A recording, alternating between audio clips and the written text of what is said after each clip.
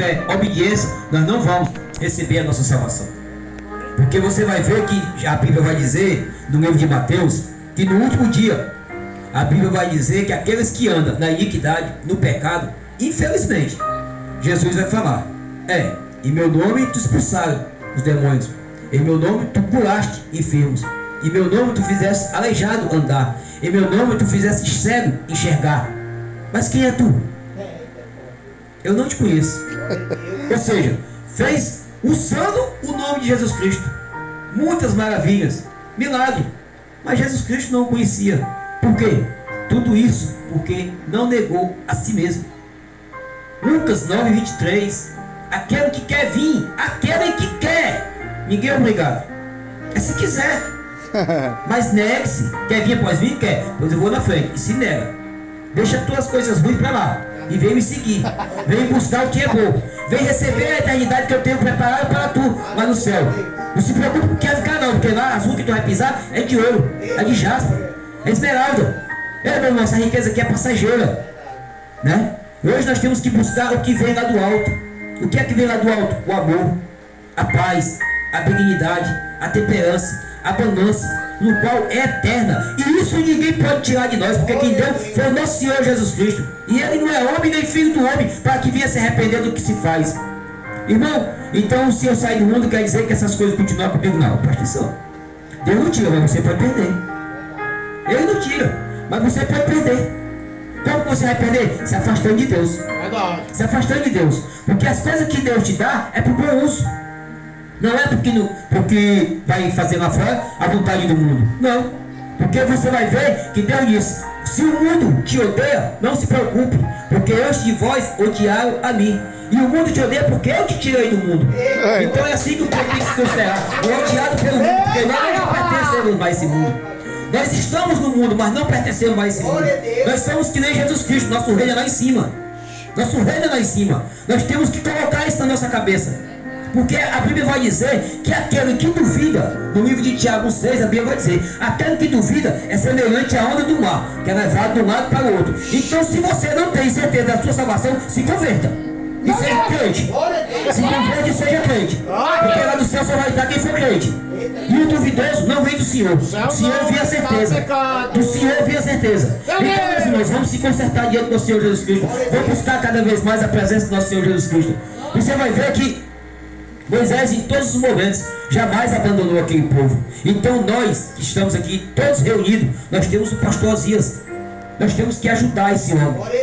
Nós temos que buscar fortalecer esse homem. Meu irmão, se você souber que toda casa bem edificada é na pedra, na rocha chamada Jesus Cristo, o fundamento dela não vai cair, porque Jesus Cristo é uma rocha segura. Entendeu?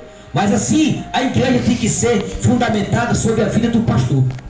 Porque se a igreja não estiver intercedendo pelo pastor, será que ele vai aguentar sozinho carregar o peso da igreja nas costas? Não. Você vai ver que quando Moisés cansou, ele chegou um do lado e Arão do outro. É assim que a igreja tem que orar, meu irmão. Nós temos que ter nós temos que ter Arão, nós temos que ter Josué, tudo ao nosso lado, reunido como o povo do Senhor.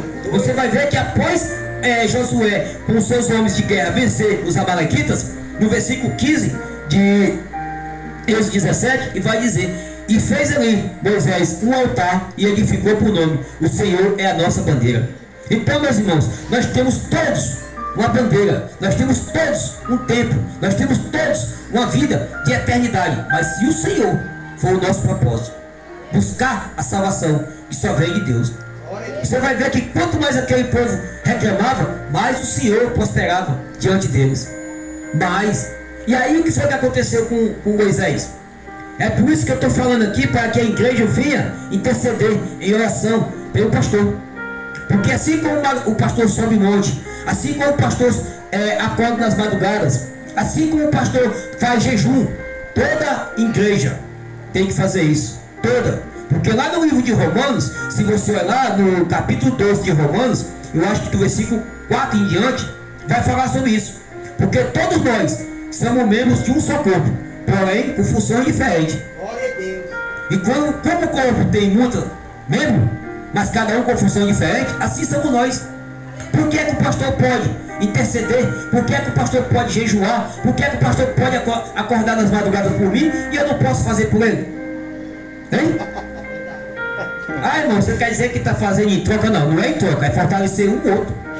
A Bíblia vai dizer em Gálatas 6:2, carregai vós os fardos um dos outros. Então se o pastor pegar o fardo da igreja, botar no homem e sair carregando, será que ele vai aguentar? Não. Você vai ver que o próprio Jesus Cristo, meus irmãos, o próprio Jesus Cristo, quando ele foi para a cruz, uma hora ele caiu. O próprio Jesus Cristo, o Salvador do mundo. Então não aguente, não tem homem que venha aguentar carregar o fardo sobre sozinho de qualquer coisa que ele venha colocar nas mãos deles. Por isso que nós temos que estar sempre em oração um pelo outro. E sempre que nós for entrar numa guerra, meu irmão, fique sabendo que a luta não é contra a carne nem contra o sangue, mas contra a cilada, potestade celestial do mal. Sempre que nós formos entrar numa guerra, eu vou fazer aqui para os irmãos duas dicas. Primeiro, apresenta a Deus. Apresenta a Deus. Segundo, pergunta a Deus se verdadeiramente é para tu entrar. Porque se não for para tu entrar, meus irmãos, tu tem algo para acertar com Deus. E essa conta pode se adiantar. Então vamos esperar cada um o seu tempo. Olha o que foi que aconteceu com aqueles marinheiros quando ia para a cidade de Tarsis e Jonas entrou lá infiltrado. E olha que aquele povo não sabia que Jonas estava lá. Mas como Jonas entrou infiltrado, e quando eles vieram a saber que quiseram fazer a volta do barco, porque o mar estava agitado, quando eles tentaram fazer a volta, o barco quase quebra, porque o mar se agitou-se mais ainda. Ali Deus estava só mostrando que tinha um filho desobediente ali agitando o mar. Mas quando eles quiseram interceder por Jonas, lutando contra Deus, aí não dá, velho. Aí Deus vai me pagar logo a outra também. Pelo jeitinho de a onda ficar mais forte. E aí aquele povo vieram ver, entender por que está acontecendo aquilo, até chegar e o ponto de jogar Jonas dentro d'água.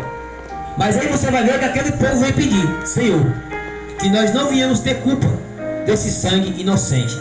Tá vendo aí como é bom apresentar a Deus?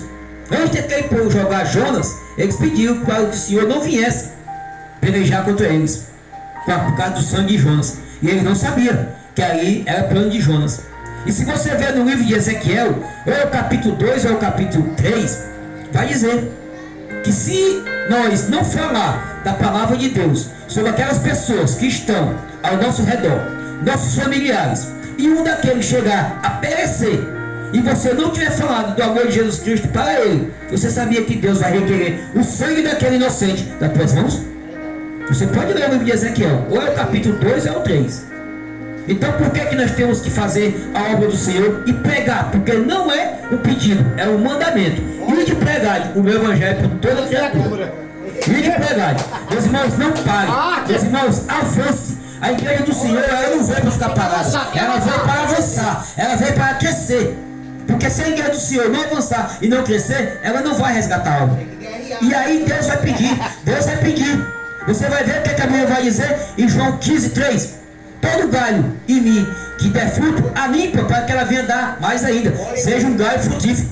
Seja um galho que venha frutificar na presença do Senhor e procurar dar frutos bons. Nós não viemos, meus irmãos, aqui simplesmente só para aprender a palavra do Senhor e guardar no coração. Não, Deus mandou nós vir se tornar discípulo e ir de fazer discípulo. Mateus 20 fala isso. Mateus 20 vai falar isso. Lá para o versículo 18, 19. Ide, fazer discípulo. Então, como é que nós vamos fazer discípulo se nós não falar do amor de Jesus Cristo? Meus irmãos, nós temos que interceder para esse mundo lá fora. Nós temos que pegar Moisés como exemplo de nossas vidas. Porque Moisés, você vai ver que aquele povo, quando estava lá na escravidão, vocês sabiam que Moisés matou um homem? Vocês sabiam que Moisés foi homicida? Mas quando Deus chamou Moisés para conversar no Monte Herob, vocês sabiam que Deus limpou Moisés? Porque a morte daquele homem, o sangue daquele homem, ficou na sandália dele. E quando Deus chamou Moisés, quando Moisés vinha, Deus disse: Moisés, Moisés, tira a sandália dos pés, porque a terra que tu está pisando é terra santa. Está vendo, meus irmãos? Primeiro, nós temos que se preparar para entrar na presença do Senhor. Isso já está dizendo que não é de qualquer jeito. Porque Moisés estava manchado com sangue e com a terra do Egito, no qual não era agradável aos olhos do Senhor. E Deus alertou: não vem, tira a sandália. Por quê? Porque Deus matava. Deus, quando chamava Moisés para orar, que o povo queria ir, Deus determinava um local da onde aquele povo não passava. Deus mandou Moisés ir para a cidade que mandava leite e mel. E Moisés disse: Senhor, se tu não for comigo, não manda que eu vá. Deus disse: meu anjo irá, e a minha presença irá contigo, mas não vou no meio, para que teu povo não venha ser consumido. Por quê? Porque o Espírito Santo de Deus, a glória do nosso Senhor Jesus Cristo, não pode ser corrompida pelo pecado. E o pecado teu povo vai morrer. Então, meus irmãos, nós temos que buscar cada vez mais